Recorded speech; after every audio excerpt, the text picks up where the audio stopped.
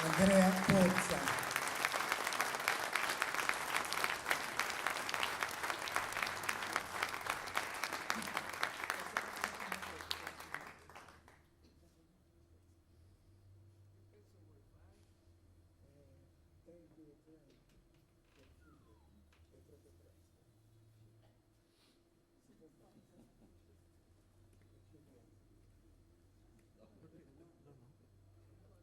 Nel jazz ogni tanto parliamo fra di noi, credendo che non ci sia nessuno in teatro.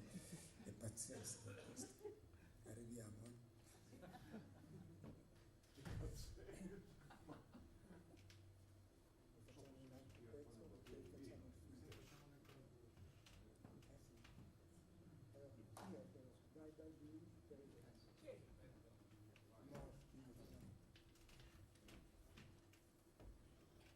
Bye Bye Blues, è un brano simpaticissimo, speriamo che siate d'accordo anche voi.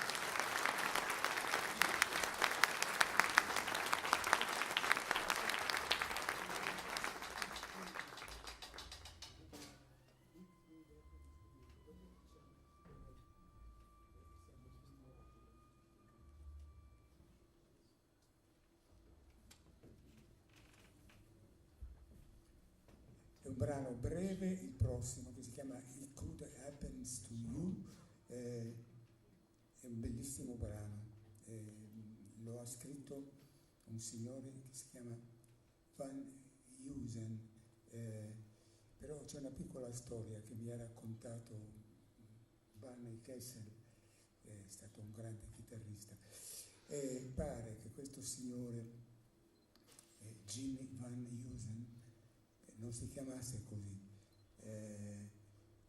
era proprietario di un'azienda, di una grande azienda, e gli dava fastidio l'idea di far vedere al suo pubblico, ai suoi, quelli che spendevano dei soldi per la sua azienda, far vedere loro che lui scriveva canzonetti, che poi erano dei capolavori quelli che ha scritto.